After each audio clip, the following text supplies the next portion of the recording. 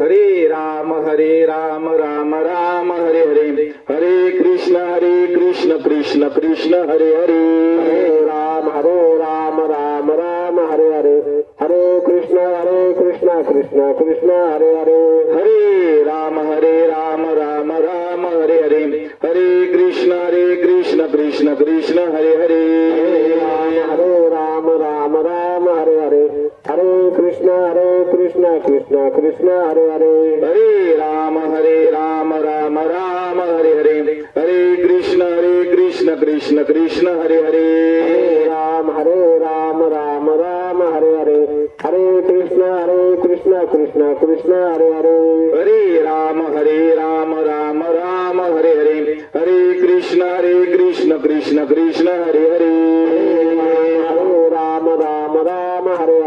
हरे कृष्ण कृष्ण कृष्ण हरे हरे, हरे राम राम राम हरे हरे, हरे कृष्ण कृष्ण कृष्ण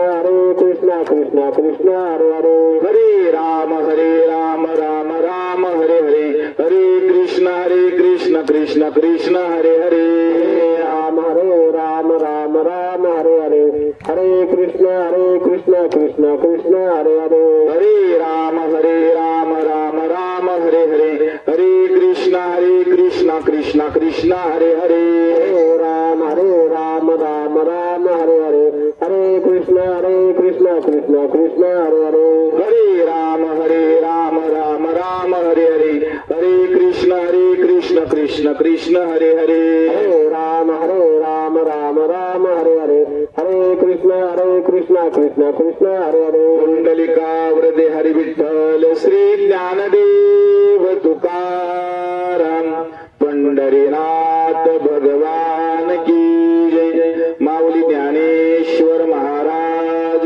की जय, जगद्गुरु तुकाराम महाराज की जय, शांती ब्रह्म एकनाथ महाराज की जय, सद्गुरु गंगा गिरिजी महाराज की जय, सद्गुरु नारायण गिरिजी महाराज की जय, खंडेराय भगवान की जय, सदानंदाचा येळकोट जय मल्हार.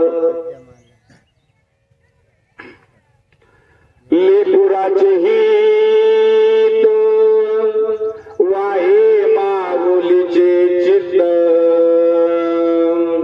आईसी कळवळ्याची जाती करीला भाविना प्रीते, पोटी भारवाहे त्याची सर्वस्वी स्वाहे, आई श्री कळवळ्याची जाती करीला भाविन प्रीते, तुका मने माझे तुम्हा संतावरी ओझे, आई श्री कळवळ्याची जाती करीला भाविना प्रीते, नमो सद्गुरु तुकया ज्ञानदीपा, नमो सद्गुरु सच्चिदानंद रूपा, नमो सद्गुरु भक्त कल्याण मूर्ती, नमो सद्गुरु भास्करा पूर्ण कीर्ते, नमामि सद्गुरुं शांतं सच्चिदानंद विग्रहं, पूर्ण ब्रह्म परानंदमेश आनंदी वल्लभम, तुक भंजन मारुती नंदन, सुन लो मेरी पुकार पवन सुत, बिनती बारंबार पवन सुत, बिनती बारंबार, सच्चिदानंद रूपाय विश्वोत्पत्त्याय हेतवे, तापत्रय विनाशाय श्रीकृष्णाय वयं नमः तपोज्ञान वैराग्य भक्ति स्वरूपम सदा अलंकृतं साधु संन्यास योगम मुखे वेदांत शास्त्रार्थ निधिम नमो नारायण गिरिजिं परब्रह्म स्वरूपम लेपुराचे हित वाहे माऊलीचे चित्त आईसी कळवळ्याची जाती करीला भाविन प्रीती.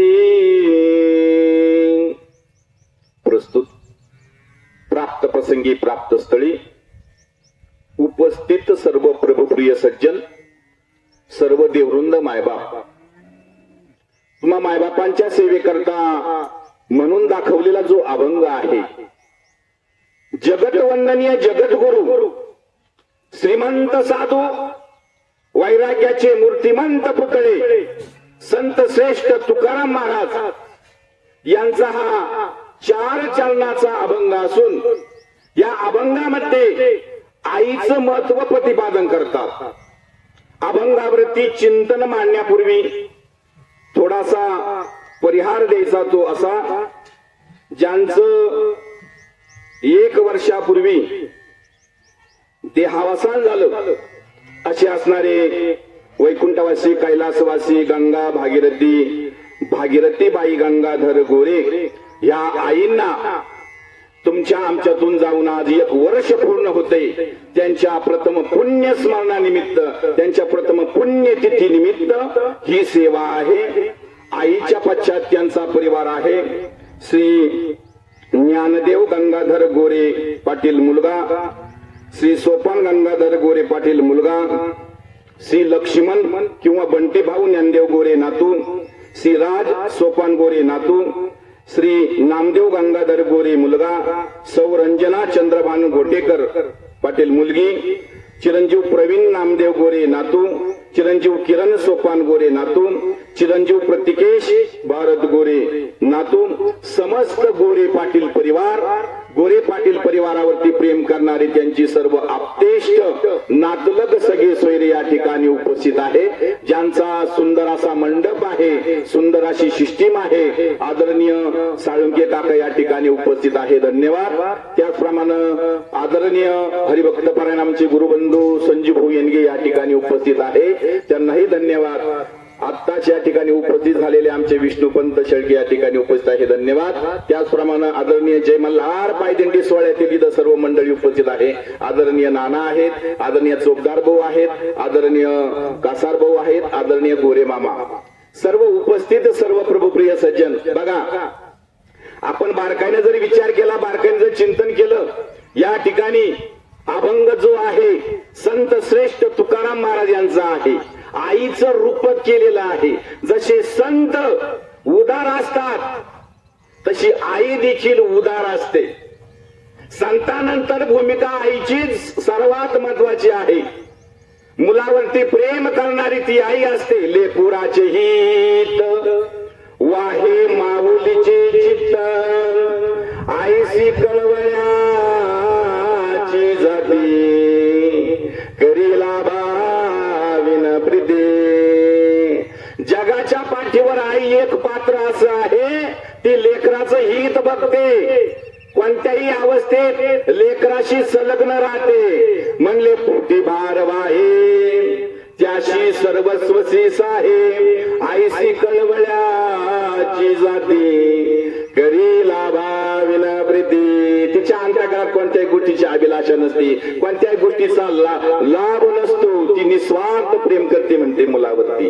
जशी आई प्रेम करते तसे साधू देखील सर्व जनावरती प्रेम करतात. साधू नंतर कोण असेल तर आई. मग तुम्ही माहिती का हो, एवढा मोठा सूर्यनारायण आहे, जगाला प्रकाश देतोय. बिंब तरी बचके एवढे परी प्रकाशाशी लोके थोकडे.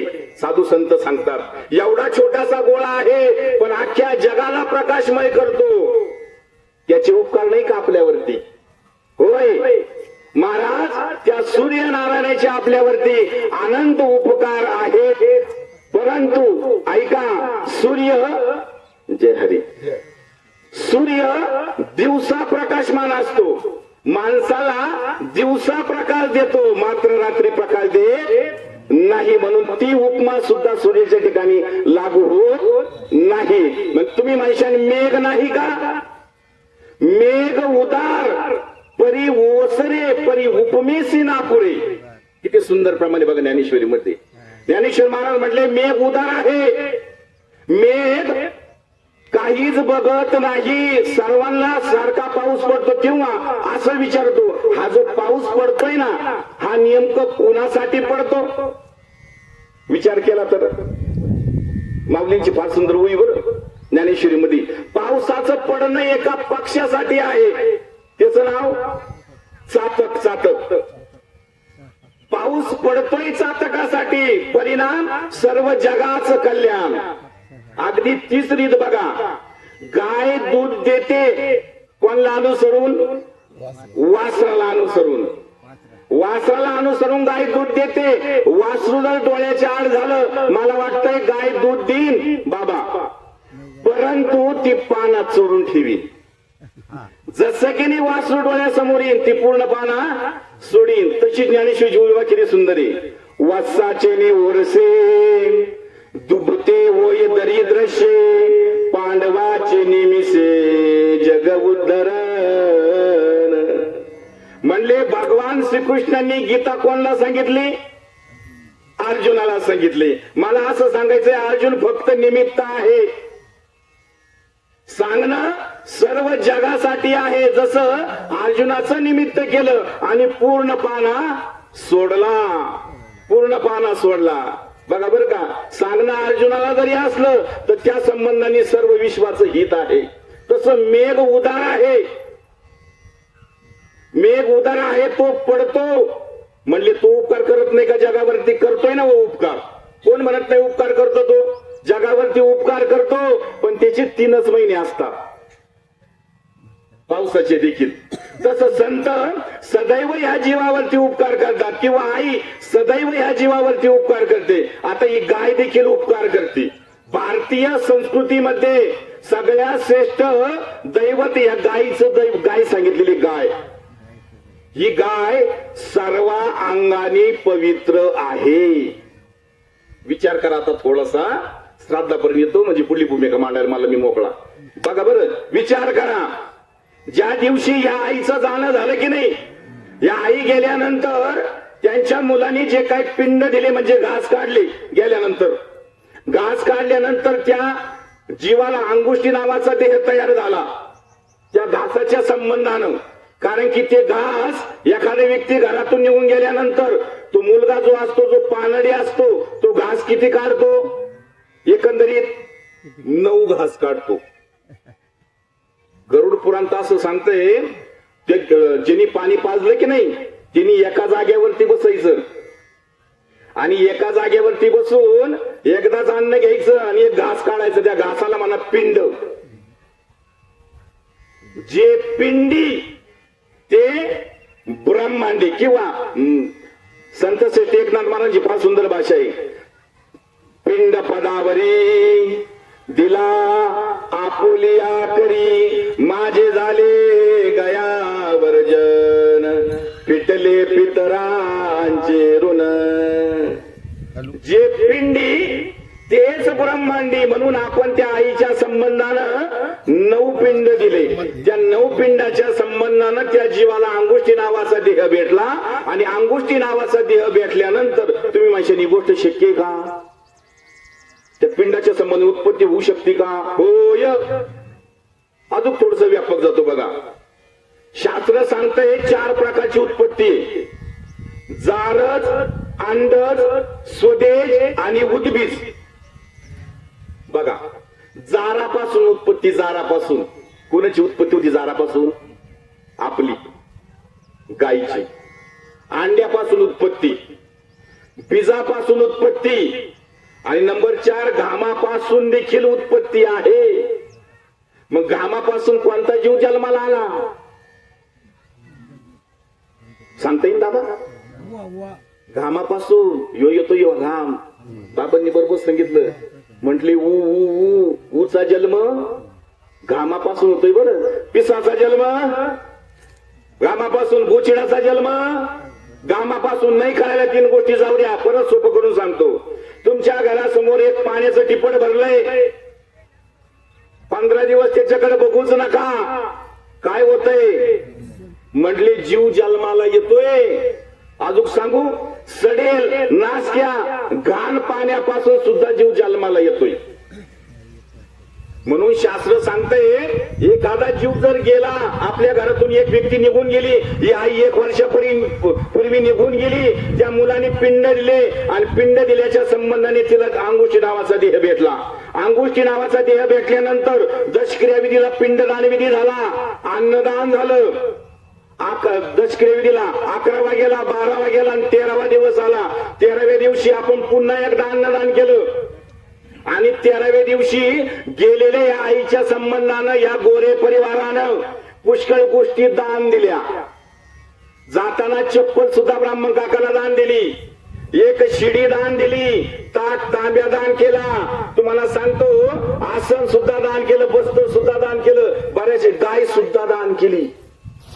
प्रतितात्मक कवय ना, एक गाय सुद्धा दान केली ह्या गोरे परिवारानं. बघा कुणाच्या संबंधानं, त्या आईच्या संबंधानं दान केलं हे सर्व गोष्टी.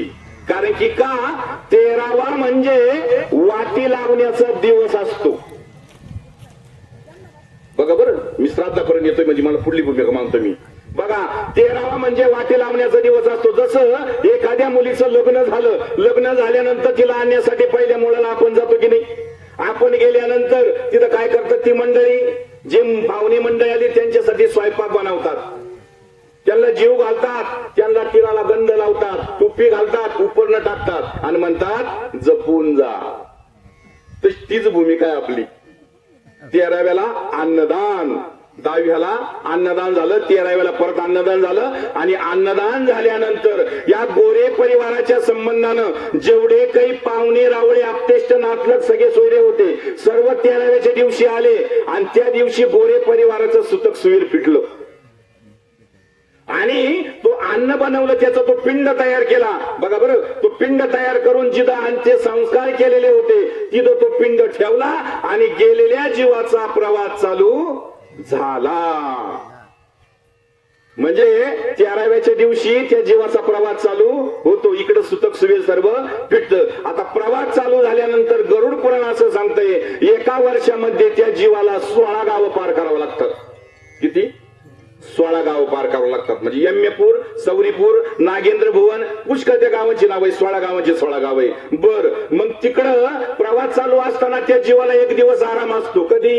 इकडं आपण महिना घातला, महिन्याचा जो दिवस आपला इकडे असतो की नाही, तिकडे त्या जीवाला त्या दिवशी आराम असतो आणि सर्व अन्नदान वगैरे त्यावेळी त्या दिवशी त्याला ते जीवन तिकडे भेटतं. म्हणले असं करत करत करत करत आपण आजचा शेवटचा मुक्काम आहे किंवा आजचा शेवटचा दिवस आहे. अजून त्या प्रवासामध्ये ते सांगतोय, म्हटले 6व्या महिन्यामध्ये, 6व्या महिन्यात प्रत्येक जीवाला, तुम्हाला आम्हाला सर्वांना एक नदी पार करायची असते. त्या नदीचं नाव आहे वैतरणा नावाची नदी. तुम्हाला माहिती असेल, ऐकलं असेल तुम्ही. ही नदी कशाने भरलेली म्हणले? ही नदीनी घाण, मल, मूत्राने ती नदी भरलेली आहे. फार अवघड नदी आहे. पण या नदी या जीवाला पार करता येते. बरं, कधी पार करता येते? जर याच्या गाठी गोदानाचं जर पुण्य असेल. कोणतं?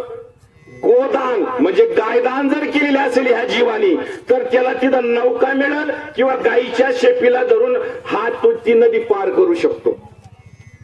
पण काय पाहिजे? गोदान, एक गायदान केली पाहिजे. म्हटलं अजून सोपं सांगतो. म्हटले उभ्या आयुष्यामध्ये नाही गोदान केलं, नाही गायदान झाली आपल्याच्याने, आपण नाही करू शकलो गायदान, कमीत कमी 1 वळू तरी सोडून देऊ शकतो. आता हे ऑप्शन आहे. बरं, म्हणजे उभ्या आयुष्यामध्ये एखादी गायदान जर केली तर 6व्या महिन्यामध्ये तो प्रवास वैतरणीचा व्यवस्थित होतो. आणि जरी गायदान नाही केली, त्या गेलेल्या जीवाच्या संबंधाने जरी 11व्या दिवशी वळू सोडून दिला, वळू म्हणजे म्हणजे टोनगा गोरा. बरोबर काय बोलतोय मी? टोनगा गोरा म्हणतात त्याला. म्हटले तो कसा असावा? तो 1 वर्षापासून तर 4 वर्षापर्यंतचा असावा. तो दष्टपुष्ट असावा. तो दष्टपुष्ट असावा आणि गेलेल्या जीवाच्या नावाने तो आपण सोडून द्यावा. जरी असं कर्म जरी केलं तरी गेलेल्या जीवाला उत्तम गती प्राप्त होते किंवा त्या नदीवरती प्रवास त्याचा व्यवस्थित होतो. असं करत करत आता ह्या गोरे परिवाराने 13व्याच्या नंतरचे जेवढे काही महिने होते त्या महिन्यामध्ये आईच्या संबंधाने महिने जीव घातले. आजचा शेवटचा दिवस. बरं, आजच्या दिवशी पाप पुण्याचा लेखाजोखा होतो. म्हणून वर्षभर या गोरे परिवाराने आईच्या संबंधाने जे काही दान धर्म केला, पुण्यकर्म केलं, आजच्या दिवशी त्या जीवाच्या ते उपयोगी पडतंय. म्हणून शास्त्र आपल्याला सांगतं, एखादा व्यक्ती एखादा जीव आपल्या घरातून निघून गेला की नाही, आपण पुण्यकर्म केले पाहिजे. नवे आपली भारतीय संस्कृती एवढी श्रेष्ठ आहे. सर्व मंडळी गेलेल्या जीवाच्या नावाने दान धर्म करतात. कर्ण कुणाच्या नावाने? म्हटले त्या जीवाच्या नावाने असतं. बघा, आजचा हा शेवटचा दिवस. पाप पुण्य जर समान झालं, आजच्या दिवशी जे काय पुण्य प्राप्त होईल त्या पुण्याच्या संबंधाने काही जर आईला कमतरता पडली, ते पुण्य प्राप्त होऊन त्या संबंधाने पुढे परत 4 प्रकारच्या उत्पत्तीनुसार पुढला जन्म परत प्राप्त होतो. सांगायचं तात्पर्य मला एकच आहे, कारण की आजचा हा शेवटचा दिवस आहे. आजचं प्रवचन कीर्तन काय पुण्यकर्म आपण जे केलं की नाही त्या जीवाच्या आज कामी पडन. म्हणून सांगत होतो, ही जी गाय आहे की नाही, गाय पण उदार आहे. ही गाय सर्वांगाने पवित्र आहे. म्हणून भारतीय संस्कृती आपली या गायीला विशेष महत्व देते. सांगून जातो उदाहरण. म्हणले ब्रह्मदेवाची मुलगी होती अहिल्या. ही फार सुंदर होती. फोन करतो मी आता नंबर. आणि सर्व देवांनी मागणी केली. म्हणले अहिल्या आम्हाला द्या, अहिल्या आम्हाला द्या, अहिल्या आम्हाला द्या. ब्रह्मदेव म्हटले, माझी मुलगी मला तर द्यायचीच आहे, परंतु माझी एक अट आहे. काय अट आहे? म्हणले जो पृथ्वीला 3 प्रदक्षिणा मारीन त्याला माझी मुलगी मी देईल. बघा बरं, मग काय झालं? प्रत्येक देवानी प्रत्येकाचं साधन पकडलं. देवांचे प्रत्येकाची साधनं वेगवेगळे. बरं, आता प्रत्येक देवानी प्रत्येकाचं साधन पकडलं आणि पृथ्वी प्रदक्षिणा मारण्यासाठी निघाले. तेवढ्यात गौतम नावाचे ऋषी स्नान करण्यासाठी गंगा तीरीवरती आले आणि स्नान केलं. स्नान केल्यानंतर पुढं एक गावठी गावरान गाय दिसल्यानंतर गौतम नावाच्या ऋषीनं तिला नमस्कार केला आणि तिच्या भोवती 3 प्रदक्षिणा मारल्या. किती? 3. म्हणून सांगत असतो, या गायीचं पुढून दर्शन नका घेऊ, तिला फेरी मारा. फेरी जर मारली तर विश्व प्रदक्षिणा घडती. बरं, गायभोवती मारलेली प्रदक्षिणा. पुढून त्या स्थितीने शाप दिलेले. म्हणले मुखाने काही पण खाशी गाय. गाय पवित्र. पुढून मागून अजून सांगू, थोडस व्यापक बोलू. गरुड पुराण असं सांगतंय, म्हटले एखाद्याचा जीव जात नाही, असहाय्य दुःख आहे, धरणीवरती पडलेला आहे, जीव जात नाही, प्राणवायू जात नाही. मग काय करा? म्हणले गायीचं शेण आणा, ती भूमी सारवा आणि त्या जीवाला दक्षिण उत्तर ठेवा. कसं? दक्षिण उत्तर ठेवा, तरी लवकर प्राणवायू निघून जातो. एवढी ही गाय श्रेष्ठ आहे. बरं, म्हणून गौतम नावाच्या ऋषीने गायीभोवती 3 प्रदक्षिणा मारल्या आणि 3 प्रदक्षिणा मारल्यानंतर ब्रह्मदेवाच्या लक्षात आलं. म्हणले पृथ्वीला सगळ्यात आधी प्रदक्षिणा कोणी मारल्या? म्हणले गौतम ऋषीनं मारल्या. आता गौतम ऋषीनं कोणाला प्रदक्षिणा मारलेल्या होत्या? गायीला. म्हणून ही गाय बघा ना, सर्वांगाने पवित्र आहे. बरं, 10वा झाला, 13वा झाला, नंतर गायीचं गोमूत्र आणतो आणि घरामध्ये शिंपडतोय. नद्यांची उपमा म्हणले, नद्यांची उपमा त्या गायीला दिलेली आहे. एवढी ही श्रेष्ठ गाय आहे. मग तुम्हाला सांगतो, परिणाम अहिल्या गौतम ऋषीला दिली. आता अहिल्या गौतम ऋषीला दिल्यानंतर इंद्राला राग आला आणि इंद्रदेव ब्रह्मदेवाकडे आले. म्हटले तुम्ही आमच्याशी वेगळा वागला. म्हटले काय झालं? म्हटले तुम्ही म्हणले होते जो पृथ्वीला 3 प्रदक्षिणा मारीन त्याला अहिल्या देईन. आम्ही 3 प्रदक्षिणा मारल्या, परंतु आता अहिल्या तुम्ही गौतमाला दिली. म्हटली हे योग्य केलं नाही. इंद्राला राग आला आणि रागाच्या भरात त्या इंद्राने नको ते कर्म केलं. इंद्र पडली बघ, चंद्र झाला काळा, नारद चुकला चाळा भजनाचा. म्हटली इंद्राला राग आला. इंद्राने नको तो प्रकार केला. परिणाम इंद्राला भग पडली, चंद्र झाला काळा, नारद चुकला चाळा भजनाचा. म्हणून ही गाय सुद्धा सर्व अंगाने पवित्र आहे. परंतु ऐका, दूध देते तोपर्यंतच ती उपकार करते. दूध बंद झाल्यानंतर नाही. बरं, मेघ उदार आहे परी ओसरे. बघा, या सर्व गोष्टी उपकारक आहे, पण त्यांना काही मर्यादा आहे. परंतु संत सांगतात या ठिकाणी वाकडी गावातील सर्व राजकीय, सामाजिक, शैक्षणिक क्षेत्रातील सर्वच मंडळी या ठिकाणी उपस्थित आहे. धन्यवाद. बघा बरं, म्हणले बाकीच्या सर्व गोष्टी उपकारक आहे, पण आई इतकी नाही. म्हटले तिनं हे ओझ तिच्या पोटामध्ये किती महिने वागवलं. एखादं घर भाडुत्री घेतलं, एखादं जर घर भाडुत्री घेतलं तर त्याला महिन्याला भाडं द्यावं लागतं. दादा, द्यावं लागतं की नाही? पण म्हटले हिने 9 महिने 9 दिवस याला वागवलं पोटामध्ये. अजून थोडस व्यापक चिंतन करतोय. पोटामध्ये ज्यावेळेस तुम्ही आम्ही सर्वजण होतो त्यावेळेस भगवंताला विनंती करीत होतो, हे भगवंता, हे परमेश्वरा, मला या संकटातून तू मुक्त कर रे, मी तुझं भजन करीन. म्हटले पुढं आईच्या पोटात जेव्हा तुम्ही आम्ही होतो, गर्भवास में बचन दिया था बजूंगा सीताराम. गर्भवास में बचन दिया था बजूंगा सीताराम. बाहर आकर खुद ही बोला खुद का आत्माराम. आईच्या गर्भात आत वचन दिलंय भगवंता, मातेच्या उदर कुहरी पचोनी विष्ठेच्या दातरी उकडून इमरती. म्हटले माऊली म्हणतात ज्ञानेश्वरी मध्ये प्रमाणे. माऊली म्हणले आईच्या पोटात हे उकडत होतंय, ज्याला गरम होत होतंय, आणि भगवंताला डुसण्या मारत होता. जसं गाईला वासने डुसण्या मारल्यानंतर जसं पानं सुटते की नाही, तसं हे डुसण्या मारायचंय. काय डुसण्या मारायचं ऐका प्रमाण. किती सुंदर अभंग बघा नामदेव महाराजांचा. एक वेळ करी या दुखावे गळे, एक वेळ करी या दुखावे गळे, दुरितांची जाळे उगवणे,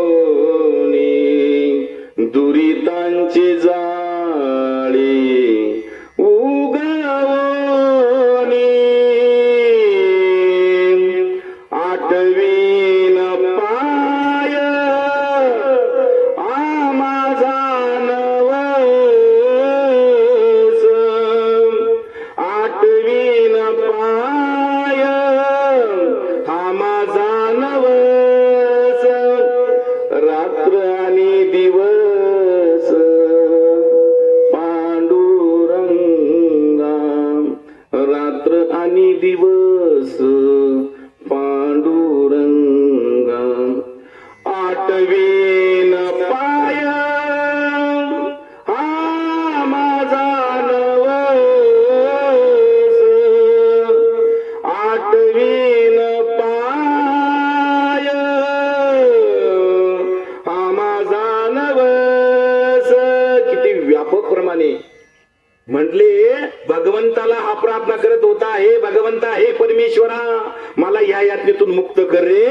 एकदा का तो मला हे यातनेतून मुक्त केलं, मी तुझं 100% भजन करीन. तुझं नामस्मरण करील. पण माऊलींची उभी ऐका किती सुंदर आहे. माऊली म्हटले गर्भात वचन तर देतो, पण प्रकार काय घडला. धरणी वायू लागता स्मरण विसरे तत्वता, ओळखू लागे माता पिता, कोहम कोहम रडे. बाळ जन्माला आलं की नाही, जन्माला आल्यानंतर म्हणले कसं रडतय, मूठ बंद असते त्याची, आणि काय करतय ते कवा कवा कवा कवा करतय. दिलं होतं वचन, पण धरणीचा स्पर्श लागल्यानंतर विसरून जातो म्हटले. आणि शास्त्रात असं इथं सांगतय म्हटले विसरलात या थोर झाली हानी, पचतील कानी 84च्या इथं जरी विसरला तर 84 खाणी जावं लागेल बरं आपल्याला. एक एक योनी कोटी कोटीचा फेरा, मग लागे वारा मानवाचा. अजून नामदेव बाबांची किती सुंदर भाषा बघा म्हटली. शेवटची पाळी एक मनुष्य जन्म, चुकलिया वर्म फेरा पडे फेरा पडे. शेवटचा आहे म्हणले हा देह, शेवटचं भेटले तुम्हाला म्हटले इथं संधी आहे. कारण की 84 लक्षणी मध्ये बुद्धी फक्त माणसालाच आहे. कोण सांगतय म्हणले संत श्रेष्ठ ज्ञानेश्वर महाराज सांगतात हरिपाठात, बुद्धीचे वैभव अन्य नाही तुझे, एका केशवराजे सकळ सिद्धी. म्हणले बुद्धी फक्त मानवालाच आहे. त्या बुद्धीचा विचार करून, त्या बुद्धीच्या जोरावरती विचार करून सार आसार ग्रहण करून आपल्याला भगवंताला शरण जायचंय. आणि जर आपण भगवंताला जर शरण गेलो तर जन्म आणि मृत्यूची अनिष्ट परंपरा संपून जाते म्हटले.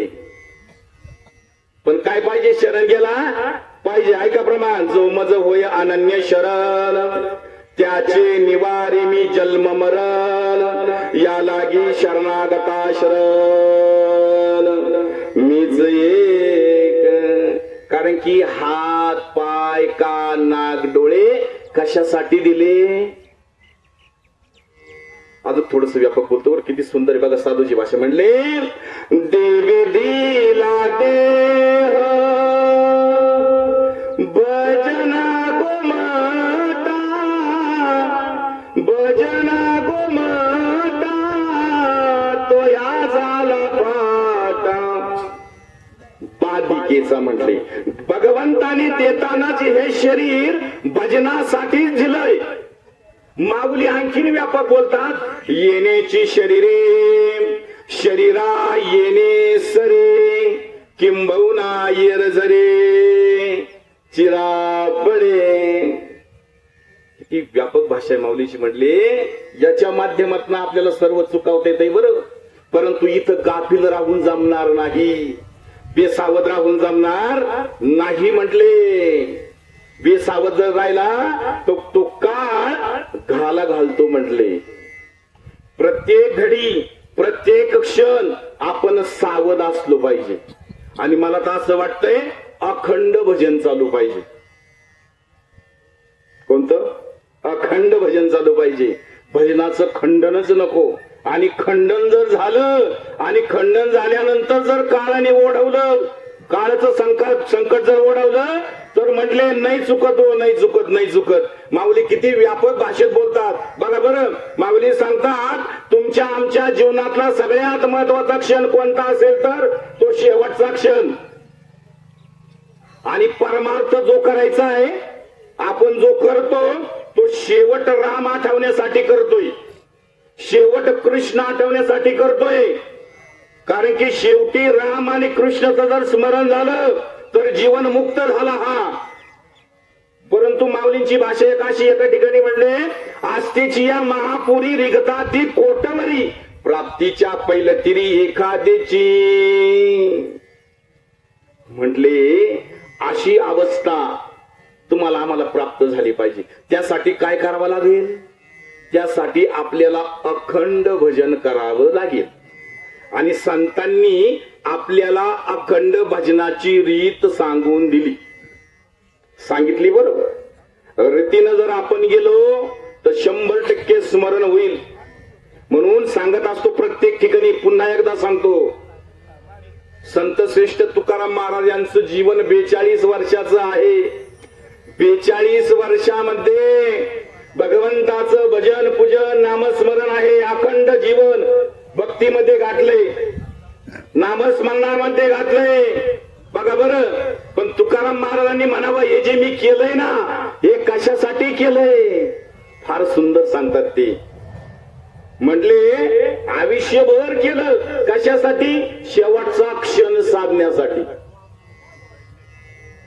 याजसाठी केला होता दास. एवढा आटापिटा कशासाठी? एवढा परमार्थ करायचा कशासाठी?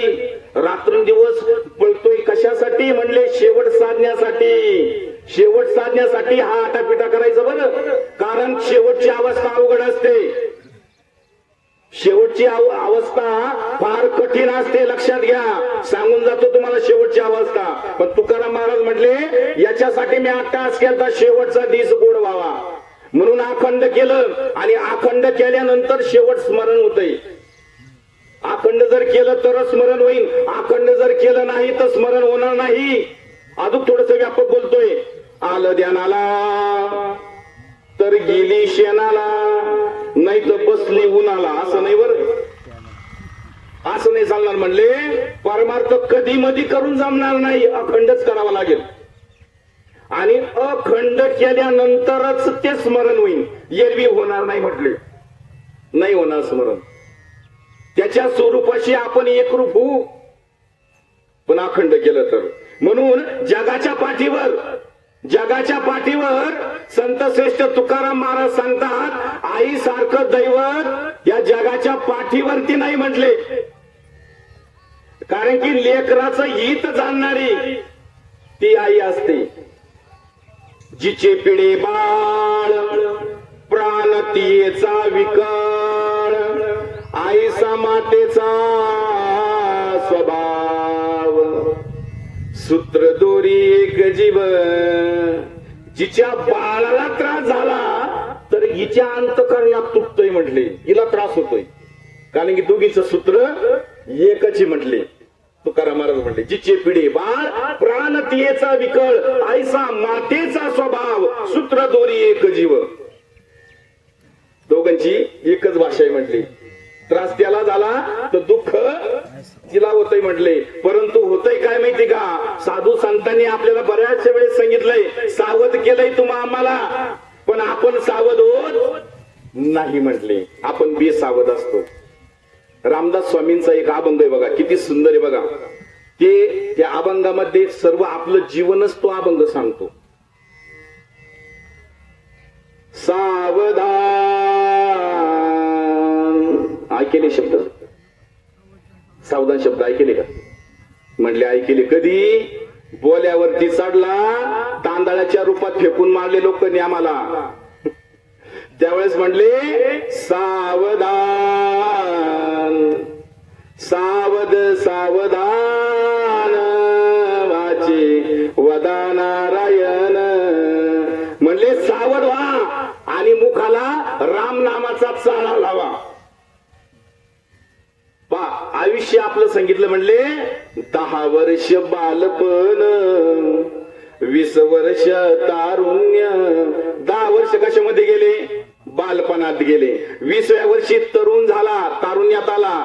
20 वर्ष तारुण्य, अंगी भरला मदन, मग तो कैसा सावधान.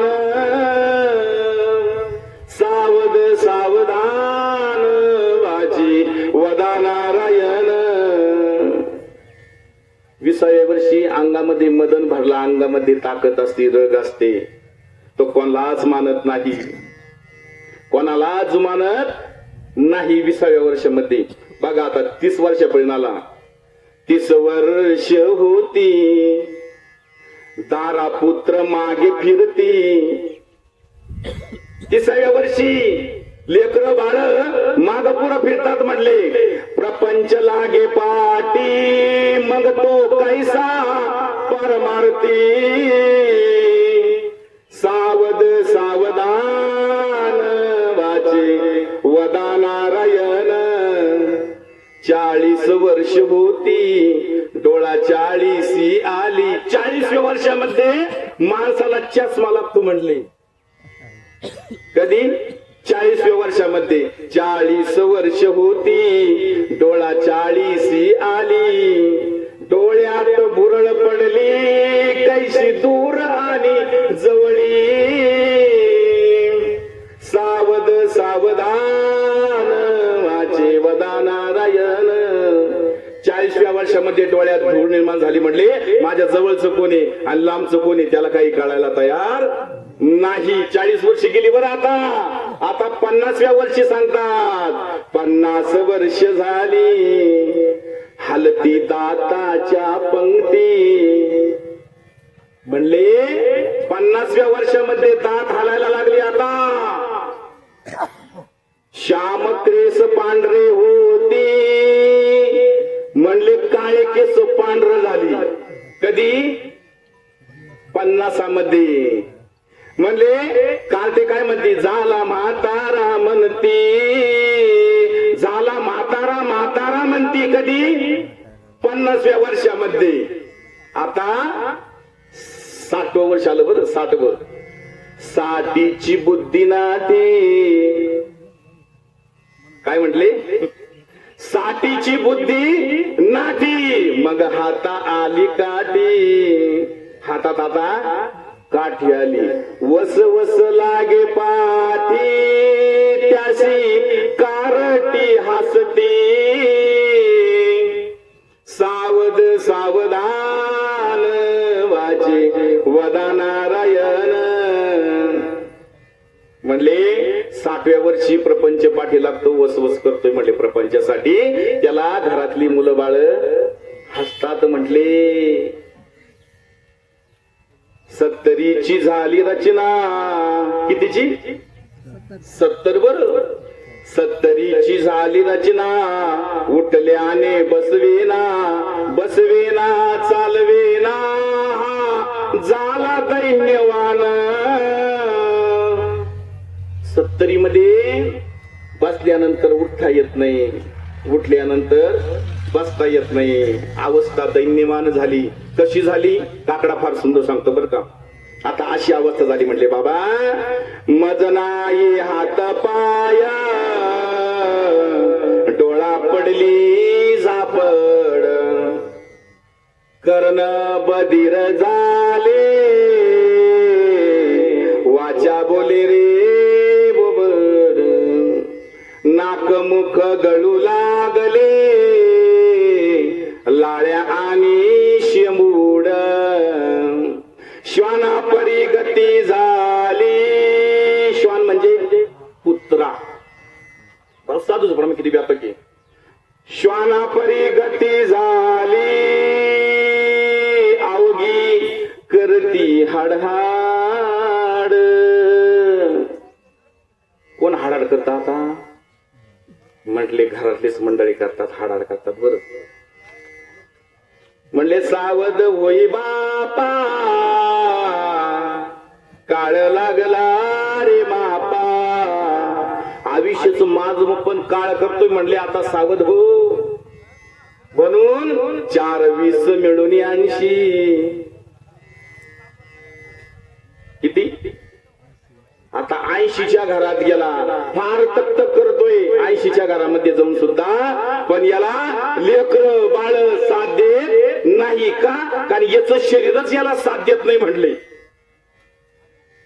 90व्या वर्षामध्ये पण तीच अवस्था आहे. 90व्या वर्षी सुद्धा असह्य दुःख होतं त्या जीवाला. 1 शतक पूर्ण झाला.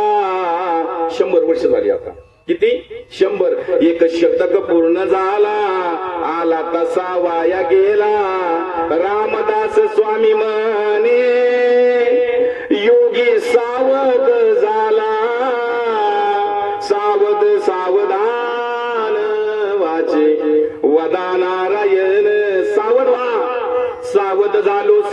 झालो हरीच्या आलो जागरणा. तुकाराम महाराजी भाषा आहे म्हटले. सावध कधी होतो माणूस? भगवंताच्या भक्तीला लागला, नामस्मरणाला लागला, भजनाला लागला का सावध झाला. सावध झाला म्हणले कधी? भजनाला लागल्यानंतर. कारण की त्याला माहिती हे सर्व नश्वर आहे, हे सर्व जाणार आहे. माऊलींची किती व्यापक भाषा आहे ज्ञानेश्वरीमध्ये. उपजले ते नासे नासिले ते पुनरपी दिसे हे घटिका यंत्र दैसे परिभ्रमेगा. म्हटले हे घटिका यंत्र आहे, घड्याळाचं यंत्र आहे. हे घड्याळ कोणासाठी थांबलं नाही, हे घड्याळ कोणासाठी थांबणार नाही. म्हटले आजा मेला पंजा मेला बाप मसना गेला देखत देखत ना तू पण तू देखत देखत ना तू पण तोही तैसा झाला तोही तैसा झाला. उठा उठा जागा पाठी बै आले मोठे पंढरी वाचुनी तुला पंढरी वाचुनी तुला काव नाही कोठे.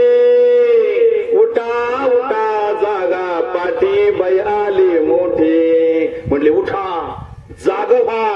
पण मा प्रश्न असं आहे, आधी उठायचं मग जाग व्हायचं का जाग व्हायचं मग उठायचं? आधी उठायचं मग जागा व्हायचं का जागा व्हायचं आधी मग उठायचं? काय प्रकारे? म्हटले उठा जागे वारे आता या क्षणाला, बरं या घडीला सावध व्हा आणि जाग व्हा म्हटले. म्हणून भजनाला आला, नामस्मरण करायला लागला, कीर्तन करायला लागला, हरिभक्ती करायला लागला की तो सावध झाला. त्याला माहिती भगवंतानी देतानीच त्या भजनासाठी दिलंय आपल्याला, देतानीच हा देह भजना करता दिला. आता याची कल्पना त्याला झाली, मग आता हा सावध झाला. सावध झाल्यानंतर अजून एक प्रकार असा आहे, सावध झाल्यानंतर बाहेरून सावध नको, आतून सावध हवा. पुढून आतून, हा बाहेरून सावध राहून गोडे होत नाही. म्हटले आतून हे निर्मळ करावं लागेल आपल्याला आता. कारण की तुम्ही म्हणशाल बाबा याच्यात असं काय निर्मळ करायला? अहो काम क्रोध लोभ मोह मद मत्सर कुठं हातच ना. बरं सांगू तुम्हाला की पुढे जाऊन बाहेरचे लोक त्रास देत नाही आपल्याला. म्हणले बाहेरचे लोक आपल्याला त्रास देत नाही, घरचेच लोक त्रास देतात. पांडवांना कोणी त्रास दिला? बाहेरचे होते का घरचे होते? अहो म्हणले सख्खे चुलत भाऊ होते कौरव, त्यांनी त्रास दिला. कृष्णाला कोणी त्रास दिला? बाहेरचे होते का घरचे होते? अरे घरचेच होते, मामा होता मामा. म्हणून सांगतो याच्यामध्ये 4 गोष्टी आहेत, काम क्रोध लोभ मोह मद मत्सर.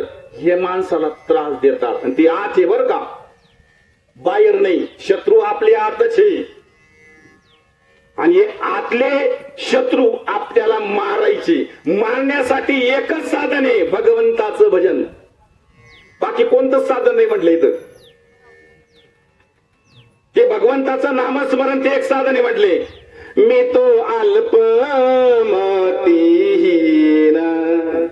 काय वर्णू तुमचे गुण उदकी तारिले पाशान हे महिमान नामाचे नाम चांगले चांगले माझ्या कंठी राहो बले कपी कुळ उद्धरिले मुक्त केले राक्षसा.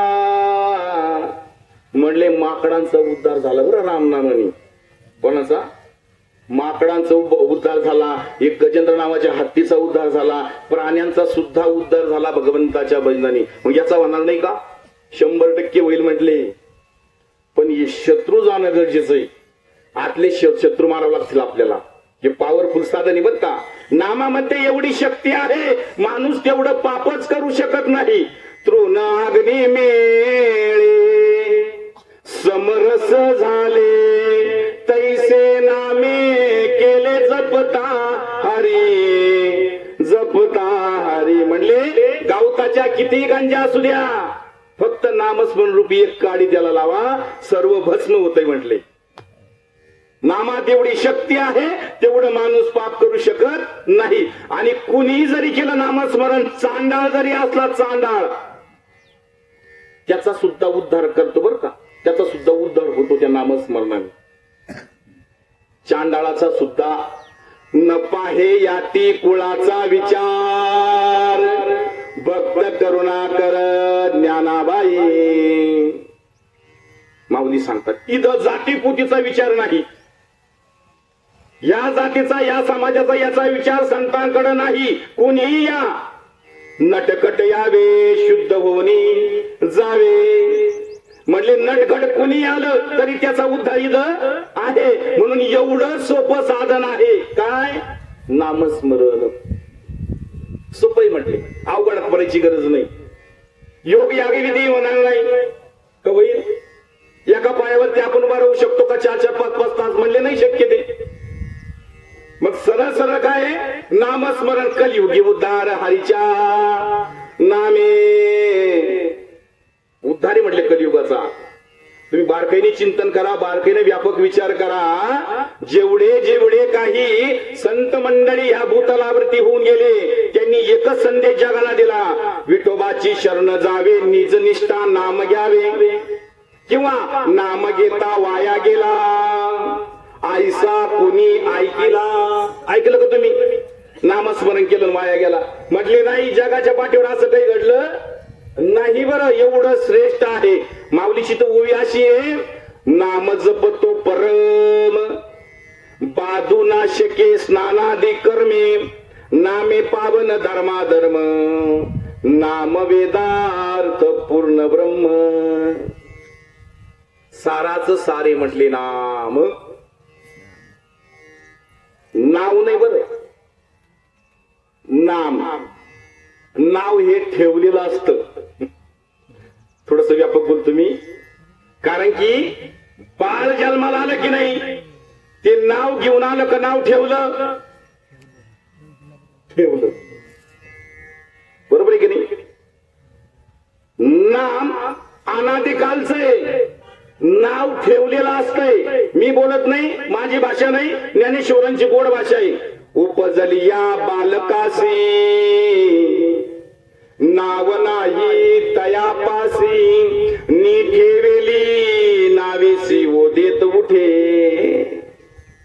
म्हणले दादा, ते नाव घेऊन आलं नाही, त्याला नाव ठेवलं. कधी? कितव्या दिवशी ठेवतात? तो एक संस्कार आहे बरं, नामकरण संस्कार. बाळ जन्माला आलं की नाही, एक संस्कार करतात, तिचे कान फुकतात, त्याला नाव ठेवतात. आता नाव ठेवलं बरं का, त्या नावाशी एवढं संलग्न होतो हा. त्या नावाने हाका मारल्यानंतर ऊ देतोय म्हटले. हा आला, नाव नव्हतं बरं, व्यापक बोलतोय थोडस. आला, नाव नव्हतं, नाव ठेवलेलं आहे. हा नावाशी एकरूप झाला ना, नावाशी एकरूप झाला हा जीव, आणि नामाला विसरला, नावाशी एकरूप झाला. अजून थोडस बोलतो व्यापक, सर्व पारमार्थिक शेतकुटीली मंडळी या ठिकाणी, म्हणून बोलतो. राम नाव का नाम? राम नाव का नाम? नाव. कृष्ण नाव का नाम? नाव. रामाशी जर राम ठाऊक असता, का शरण जाता वशिष्ठाशी? रामाला जर राम माहिती असता, तर वशिष्ठ ऋषींना शरण जाण्याची गरज आहे का? नाही ना. हो, कृष्णाला जर कृष्ण ठाऊक असता, तर सांदीपनीला शरण जाण्याची गरजच नाही. म्हणजे त्यांनी रीत घालून दिली. बाबर अवतारी पुरुष होते, बाबर त्यांनी रीत घालून दिली आपल्याला. मग आपल्याला कोण आहोत? आहे मी हा कोण करावा विचार, म्हणे ज्ञानेश्वर निवृत्तीचा किंवा कुणाचे घर, हा देह कुणाचा आत्मारामत्याचा तुची जाणे, मी तू हा विचार विवेकी शोधावा. पुढे शोधावा म्हटले, गोविंदा माधवा याच देहीत ओळख करून घ्या आपली. याच देही घडे देवाचे भजन, आणि कहे ज्ञान नाही कोठे. इथं तू ओळख करते ती बरं, बाकीच्या जन्मामध्ये ते ज्ञान नाही म्हटले. पशु काय पाप पुण्य जाणीती, ते तर उत्तम मध्यम भोग भोगिती, काही एक उपजता स्मरती. कुणाचे 5 गेले, कुणाचे 10 गेले, काही आले तसे गेले, तरी हा विषय कळाला नाही. आपल्याला समजला, आपल्याला कळाला, आपलं परम भाग्य आहे. आणि कळावं बर का, भक्ती जाणून करावी का मानून? मानून जाणून बर का. भक्ती जाणून करावी, मानून नको. माऊलीची किती गोड भाषा आहे बघा. जाणत्यांनो गुरु भजिजे, तेने कृत कार्य होईजे, जैसे मूळ सिंचन शाखा पल्लव संतोषती. जसं झाडाच्या मुळाशी पाणी घातल्यानंतर झाड टवटवीत होतंय, तसं जाणून घ्या म्हटले मी कुठे आणि मी कुठं असतो. ज्ञानेश्वरी आपल्याला बरंच काही शिकवते. ज्ञानेश्वरी बरं अजून विचारतो, ही ज्ञानेश्वरी कुठं तयार झाली बाबा? ज्ञानेश्वरी कुठं? नेवाशाला. ज्ञानेश्वरी कोणी लिहिली? गोरे बाबा, अरे भक्तपर्यंत गोरे महाराज म्हणले, ज्ञानेश्वरी लिहिली सच्चिदानंद बाबांनी. ज्या घामाला बसून माऊलींनी ज्ञानेश्वरी सांगितली, त्या खांबाचं मंदिर तयार झालं. ज्या रेड्याच्या मुखातून वेद बोलविला, त्याचं सुद्धा मंदिर तयार झालं. चालविली जड बिंदी, हरली चांगयाची भ्रांती, मोक्ष मार्गी जाणारा साधकाचे माय बाप, दरुशने हरी ताप. बाबा ते तत्वज्ञान इथं ज्ञानेश्वरी इथं तयार झाली. आज संपूर्ण जग त्याच्यावरती चाललंय. अभ्यास करतात लोक, PhD करतात, तरी कोड उलगत नाही. त्या ज्ञानेश्वरीचं एवढी श्रेष्ठ ज्ञानेश्वरी ही.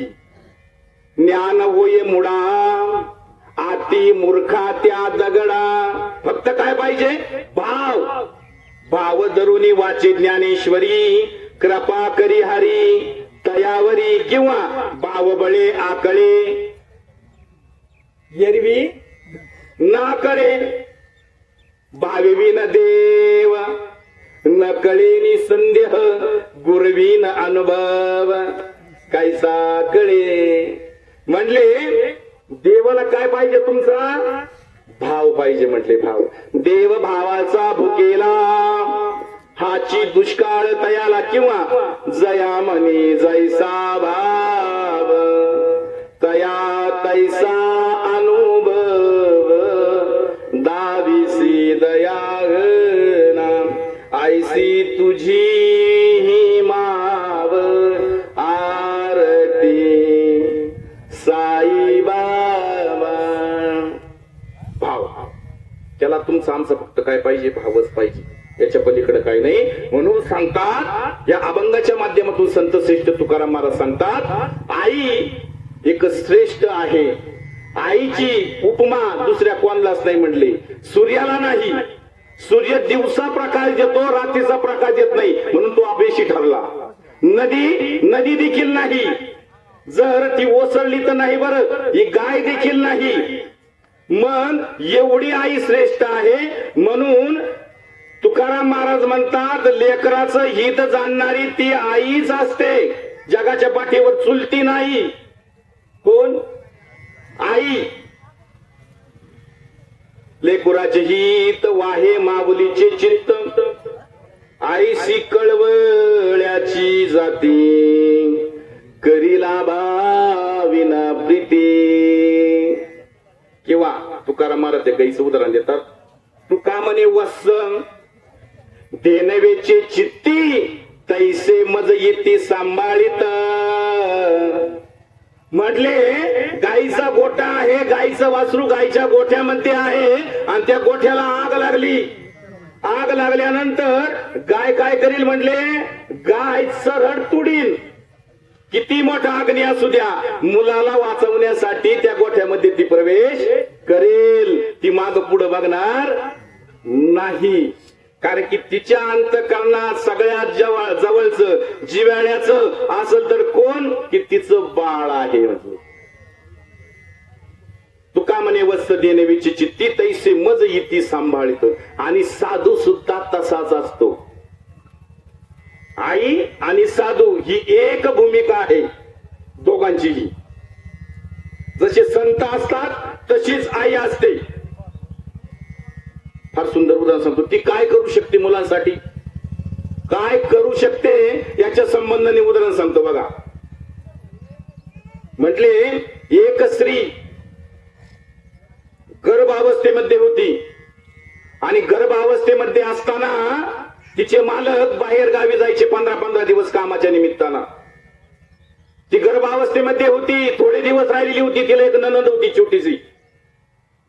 छोटीशी एक नणंद होती आणि ती पाण्यासाठी थोडीशी दूरवर गेली. एक हांडा भरला, एक कळशी भरली.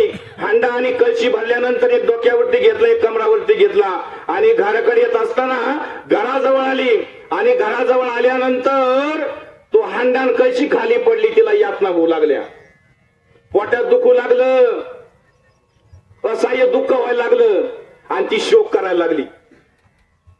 मोठमोठ्याने शोक करायला लागली. तिची ती नणंद छोटी होती. त्या नणंदेला सांगितलं, म्हणले बाई गावात जाय आणि कुणी मला मदतीला येतंय काय बघ. म्हटले एखादी सुईन बघ, एखादा डॉक्टर बघ, कुणी माणूस भेटला, स्त्री भेटली, तिला बघ. म्हणले तिला सांग मला माझी वहिनी फार तिचा त्रास होतोय, तिच्या पोटात फार दुखतंय, तिला मदतीसाठी या. बरोबर ती नणंद गावात पळत गेली आणि पळत गेल्यानंतर चौकड बघितलं तर कुणी दिसलं नाही, कुणी मिळालंही नाही, कुणी भेटलंही नाही. आता तिची नणंद ती पण ओक्षी मोक्षी रडायला लागली, शोक करायला लागली. माझ्या वहिनीचं फार दुखतंय पण मला आज कुणीच भेटत नाही, कसं होईल माझ्या वहिनीचं. मग तिला दुःख व्हायला लागलं, असह्य दुःख व्हायला लागलं. आणि नाईलाज घरी परतणार तेवढ्यात एक वडाच्या झाडाखाली एक साधू दिसला. आणि वडाच्या खाली साधू दिसल्यानंतर ती तिची नणंद त्या साधूकडे गेली आणि साधूकडे गेल्यानंतर साधूला सांगितलं, साधू महाराज आमच्या वहिनीला लय त्रास होतोय, आमची वहिनी शोक करते, आमची वहिनी रडते. म्हटले तिला मदतीसाठी तुम्ही चला ना.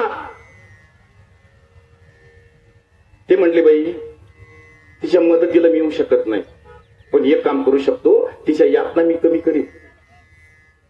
म्हटले तिच्या यातना कशाने कमी होतील, ती फार आम्हाला फोडते, रोडते, शोक करते. म्हटले असह्य दुःखही तिला, यावेळेस तिला गरज आहे कोणाची ना कोणाची तरी, तुम्ही चला. ते म्हणले ना एवढी भस्माची मुठी घे, एवढी भस्माची मुठी घेऊन जा आणि तुझ्या वहिनीच्या डोक्याला लाव आणि तुझ्या वहिनीला एक माझा निरोप दे. म्हटले काय निरोप आहे. म्हटले आता ती अवस्था तिची अवघड आहे, तिला यातना होतात, संकेत चालू झालेले, संकेत चालू झाले, पण वहिनीला माझा एक निरोप दे. म्हटले हे 3 तास फार अवघड आहे. या 3 तासात जर तुझी वहिनी जर डिलिव्हरी झाली, बाळातीन झाली, तर ते मुलगा किंवा मुलगी जरी असली, मुलगा जरी असला ना, दरिद्री होतील. म्हटले दरिद्री, जीवन दरिद्र्यात जाईल. म्हटले त्यांचं ही घटिका फार अवघड आहे 3 तासाची. 3 तासात बाळातीन नको, 3 तासानंतर जर झाली तर काळ फार चांगला आहे. म्हटले लोक की आत्याचं नाव होईल. म्हटले त्या मुलाचं किंवा त्या मुलीचं 3 तासानंतर बाळातीन झाली तर. मुलगी पळत पळत पळत पळत वहिनीकडे आली आणि वहिनीकडे आल्यानंतर तिला तो भंडारा लावला आणि भंडारा लावल्यानंतर वहिनीला निरोप दिला. म्हटले वहिनी तो साधू काय म्हटला, या 3 तासात जर बाळातीन झाली तर मुलगा दरिद्री होईल. म्हटले त्याचं जीवन दुःखमय होईल. म्हटले असह्य त्याचं जीवन राहील म्हटले. पण ते म्हटले ती माझ्या हातात आहे का, हातात आहे का. दिदली प्रेम कळा ज्ञानमुद्रा काय उतराई भावने कोणी जन्म नाही येणे ऐसे केले. काय उतराई व्हावे कावण्या गुणे जन्म नाही येणे ऐसे केले. दिदली प्रेम कळा, ती कळ बर का फार महत्वाची म्हटले. आता तिला कळायला लागले रे. आता काय केलं पाहिजे प्रश्न पडला. म्हणले जर आता 12-3 जर झाले तर माझ्या मुलाला दुःख होईल, माझ्या मुलाला असह्य दुःख होईल म्हटले. म्हणून तिनं काय केलं बघा बरं. एक आईच करू शकते जगाच्या पाठीवर, बाकी कोणी करू शकत नाही. म्हटले तिनं शीर्षासन केलं. शीर्षासन म्हणजे खाली डोकं आणि वरती पाय. आता ती म्हटली दरिद्री मुलगा जन्माला यायच्या आधी मी गेले तर चालेल, पण असा मुलगा जन्माला नको. म्हणून तिनं शीर्षासन केलं, खाली डोकं आणि वरती पाय केले. तुम्हाला सांगतो प्रहर, एक प्रहर थांबली ती. एक प्रहर म्हणजे 3 तासाचा एक प्रहर असतो. पहिले प्रहर में सब जन जागे, दुसरे प्रहर में भोगी, तिसरे प्रहर में तस्कर जागे, चौथे प्रहर में योगी. चौथ्या प्रहरात योगी जागी असतात. सांगितलं ती 3 तास शीर्षासन केलं. तुम्हाला सांगतो आणि शीर्षासन केल्यानंतर उलट स्वतःला केलं की ना, उलट खाली डोकं वरती पाय केले, असं मुलगा जन्माला येऊ नये म्हणून. आणि तुम्हाला सांगतो 3 तास ती थांबली. 3 तासानंतर तिला बाळ जन्माला आलं. आणि बाळ जन्माला आल्यानंतर दिसतानीच ते चतुर होत. चालण्याला चतुर, बोलण्याला चतुर. पुढे त्याचं नाव ठरलंय म्हणले जगाच्या पाठीवर ते नाव प्रसिद्ध आहे, चतुर बिरबल. तो जन्माला आला चतुर. कोण? बिरबल. राजाची संगत झाली आणि जगात त्यांनी नाव केलं. म्हणून मी सांगत असतो प्रत्येक ठिकाणी, पुन्हा एकदा सांगतो, संस्कार जे होतात ना ते आईच्या पोटावरतीच होतात. गर्भावस्था तिकडे त्यावेळेस ते संस्कार होत असतात. तुम्ही म्हणशाल पुढे बाबा काही पुरावा देतो बघा तुम्हाला. हरिपाठातला देतो. किती सुंदर पुरावा आहे म्हटले. सत्वर उच्चार प्रल्हादी बिंबला, सत्वर उच्चार प्रल्हादी बिंबला, उद्धावाला धला कृष्णदाता, उद्धावाला धला कृष्णदाता. सत्वर उच्चार प्रल्हादी बिंबला, सत्वर उच्चार प्रल्हादी बिंबला. म्हटले बघा प्रल्हादाचं कुळ कोणतं होतं? राक्षस कुळ होतं. राक्षस कुळ होतं. त्याची पत्नी कयाधू गर्भावस्थेमध्ये होती. आणि गर्भावस्थेमध्ये असताना आता याच्याकडे सर्व उपलब्ध आहे. हिरण्यकशिपूकडे सर्व सामर्थ्य आहे, ताकद आहे, पैसा आहे, सर्व गोष्टी त्याच्याकडे आहे. मला असं म्हणायचंय अख्खं जग हिरण्यकशिपूचं नाव घेतंय. सामर्थ्यवान आहे तो, बलवान आहे तो, रावणासारखाची ताकदवान हिरण्यकशिपू. उग्र तपस्या केलेली त्यांनी. ब्रह्मदेव प्रसन्न झालेले. आणि ब्रह्मदेव प्रसन्न झाल्यानंतर त्यांनी वर मागितलेला आहे. म्हटले मला मरण कोणाकडून नको, दानवाकडून नको, मानवाकडून नको, कोणाकडूनच मरण नको, एवढं असं वर प्राप्त केलेलं आहे त्यांनी. कुणी? हिरण्यकशिपूनी. आणि त्याची पत्नी कयाधू गर्भावस्थेमध्ये. नारद मुनींना डोक्यावरती हात ठेवला. साधूची संगत घडली. संतांची संगती, मनोमार्ग गती, अकाळावा श्रीपती येणे पंते, संतन के संग लाग रे, तेरी अच्छी बनेगी, अच्छी बनेगी तेरी किस्मत बनेगी, साधु के संग लाग रे, तेरी अच्छी बनेगी. संतांच्या संगतीत जर गेला तर या जीवाचं हित होईल म्हटली. साधू तोर जाना, साधू तोर जाना, साधू थोर जाना, कलयुगी, कलियुगात साधू थोर जाना म्हटले. बघा नारद मुनींची कृपा झाली. नारद मुनींनी डोक्यावरती हात ठेवला कयाधूच्या. लावून हात कुरवाळीला माथा सांगितली चिंता न करावी. म्हणले नारद मुनीने डोक्यावरती हात ठेवला आणि त्याच्यावरती परिणाम झाला. कोणावरती? त्या बाळावरती परिणाम झाला. आता हे बाळ जन्माला आलं की नाही, त्या बाळाचं नाव ठेवलं गेलं प्रल्हाद. कोण? प्रल्हाद बाळ. पण प्रल्हाद बाळाचं अखंड भजन चालू होतं.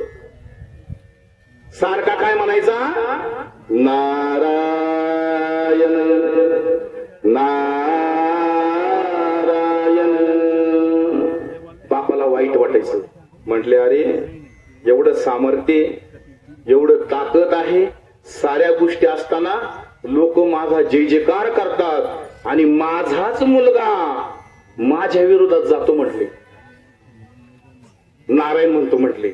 आता म्हटले नारायण म्हणतो ना तो, त्याला मारा. राजाच होता हा. राजा बोले दल हाले. राजाच होता म्हणले त्याला मारा.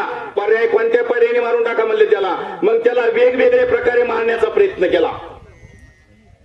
हत्तीच्या पायाखाली दिलं, नाही मरण आलं. डोंगरावरून लोटण्याचा प्रयत्न केला, नाही मरण आलं. सर्पदंशाचा प्रयत्न केला, नाही मरण आलं. उकळत्या कढईत टाकण्याचा प्रयत्न केला, नाही मरण आलं. होलिकेने धरला, नाही मरण आलं.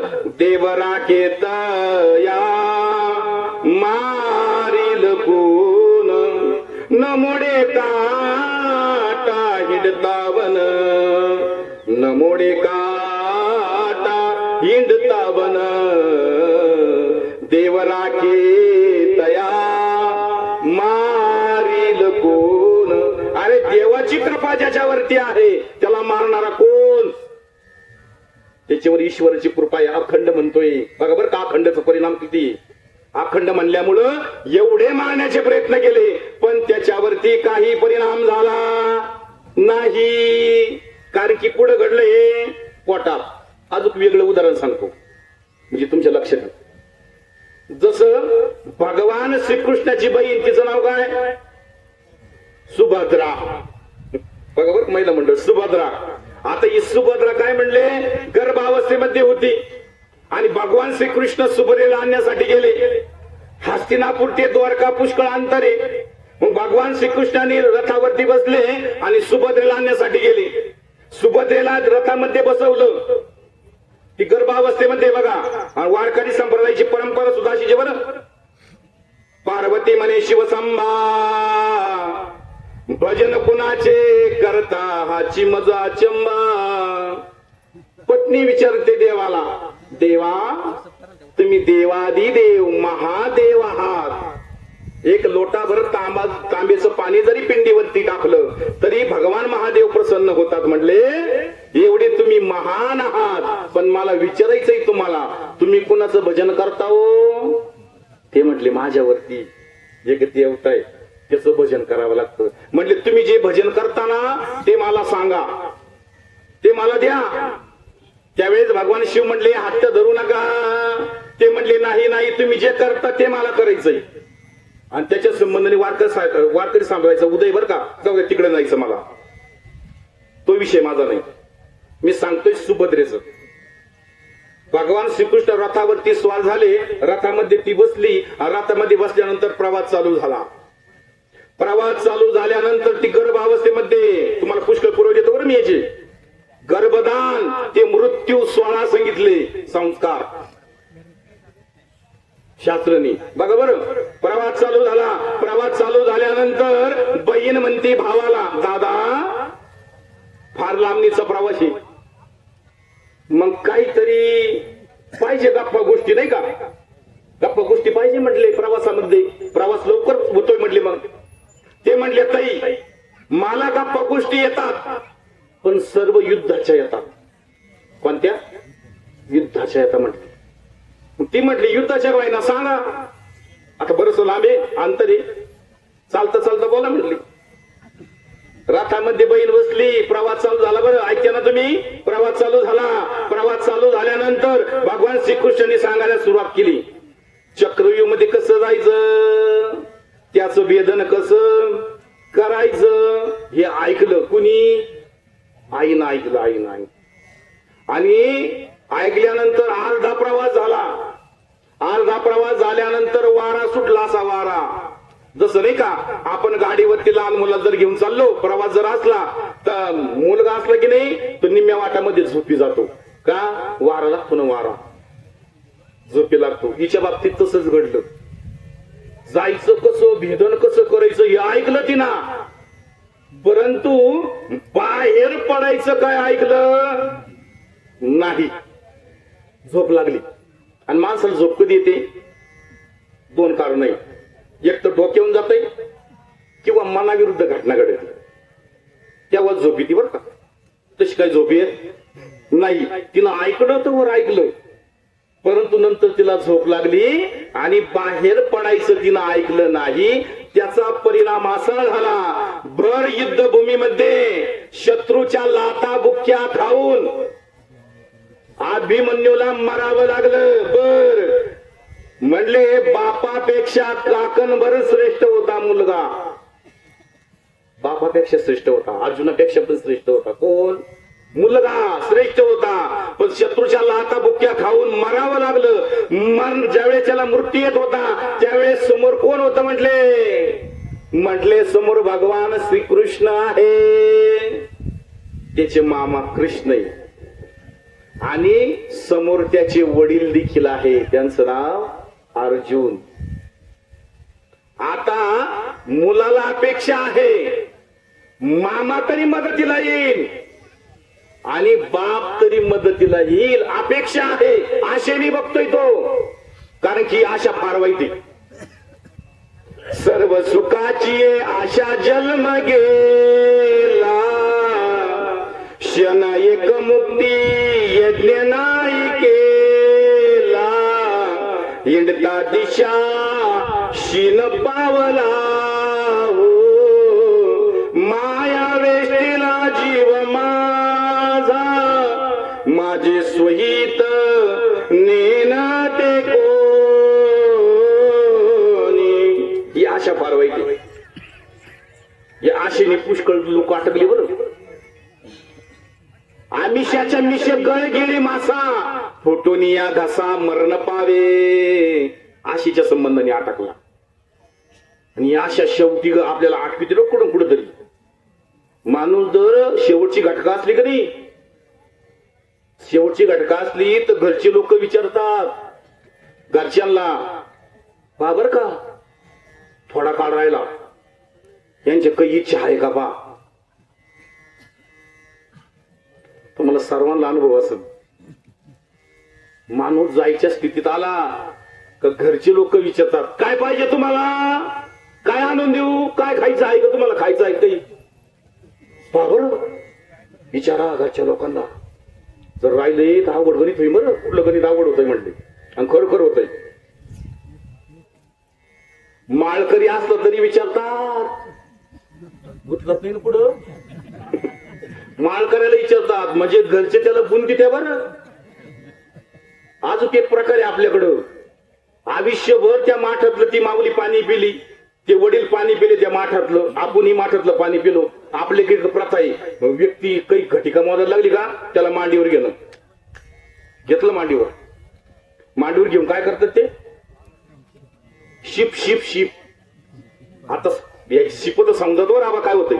शिपा बर कशी म्हटले, थोडा वेळ राहिला शिप टाक तोंडात टाक.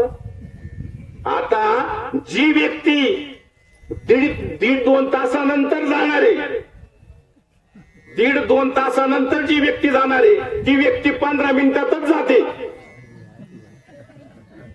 ते शिपिना सिस्टीम पूर्ण लॉक होती. ते शिपिना आज एक करताय. माणूस आजारी पडला तो वृद्ध असला की आपण काय करतो, नारळाचं पाणी आणतो. आता नारळाचं पाणी कोणाला देतो म्हणले त्या म्हाताऱ्या जीवाला देतो. त्याची कॅपॅसिटी नाही पचन करण्याची म्हाताऱ्याची. नारळ खरं जे तरुण आहेत त्यांनी ग्रहण करावं. ते इकडं काय होतंय म्हटले, वात पित्त कफ 3 प्रकारचे दोष आपल्या जवळ. हा हातबल झाल्यानंतर ते डोकं वर काढतात. तो खाली पडला की नाही आपण त्याला नारळाचं पाणी देतो. सिस्टीम आणखीन लॉक होती आणि सिस्टीम लॉक झाल्यानंतर लवकर जीव जातो बरं तो. कारण की 3 मिळून येते 3 म्हणले वात पित्त कप मिळून येतात. मी बोलत नाही, त्या भीष्माचार्यांची प्रात नाही. जब प्राण कंठ आवे कोई रोग ना सतावे. हे देवा, कंठात प्राणींना त्यावेळेस मला कुठल्याही प्रकारचा रोग होऊन देऊ नको. भीष्माचार्य म्हणतात बरं का, मला यमाचं दर्शन सुद्धा नको देवा. मग काय पाहिजे, माझ्या समोर तू असावा फक्त बस. तू असला ना तर कासवी, जसं कासवी पिल्लाकडे पाहिल्यानंतर पोट भरतं की नाही, कासवीचे पिल्लू वाडे कृपादृष्टी, तसं माझी दृष्टी तुझ्याकडे असेल. म्हणले जनी दृष्टी लागू तुझ्या सगुणपणा. म्हणले माझी दृष्टी फक्त तुझ्याकडे असू दे. मी तुला बघावा, तू मला बघावा आणि तुला बघता बघता बघता माझा प्राण जावा. कोणाची इच्छा? भीष्माचार्यांची. मरण कोणतं? इच्छा मरण. भीष्माचार्य तसं हा मुलगा इच्छे असं अपेक्षा करतोय, मामाकून बापाकून अपेक्षा करतोय. भर्रानंगणात पडेल बरोबर अपेक्षा करतोय. म्हटले वडील तरी मला वाचवील, मामा तरी वाचवील. आता भगवान श्रीकृष्णाला गोष्ट अवघड होती गो. कृष्णाला अवघड आहे का? माझ्यासाठी काही करू शकत नाही का? नाही करता आलं ना. अजून सांगू, दशरथ राजाचं रामावरती फार प्रेम होतं, प्रभू रामचंद्रावरती. आदल्या दिवशी ठरलंय, म्हणले गादीवर बसवायचं प्रभूंना. आणि दुसऱ्या दिवशी ठरलं, म्हणले भरताला गादी, रामाला वनवास. एक अभंग एवढा सुंदर तुम्हाला सांगतो. कसा मला टाकून गेला राम, कसा मला टाकून गेला राम. रामा विना जीव व्याकुळ होतो, रामा विना जीव व्याकुळ होतो. नाही जीवासी आराम, कसा मला टाकून गेला राम. शेवटी राम राम राम राम करत प्राण सोडला. सांगायचं मला तात्पर्य एकच, मुलगा बघतोय बापाकडं, मुलगा बघतोय मामाकडं. मला मामा मदत करीन, मला बाप मदत करीन. पण यांनी फक्त बगीची भूमिका घेतली, यांना काही करता आलं नाही. आणि खरं सांगून जातो, मृत्यूच्या क्षयावरती पडल्यानंतर कोणाचं काहीच चालत नाही. इथं वशिलेबाजी चालत नाही. आणि तसं जर काही जर असतं तर रतन टाटा म्हणले असते, जेवढे चेकवर 0 टाकायचे तेवढे टाका. 5-10 मिनिटं द्या. या मला म्हणले असते 5-10 मिनिटं द्या. तिथं वशिलेबाजी चालत. मोजके श्वास दिलेले हो, त्या मोजके श्वासात याचं हित करायचं आपल्याला. आपल्याला लय वाटतं ते नाही, बरं लय नाही, अल्पसच थोडस जे त्याच्यात आपल्याला साध्य करायचे. एक अनुभव सांगतो आणि सेवा संपवतो. बघा काय झालं. भारताची गान कोकिळा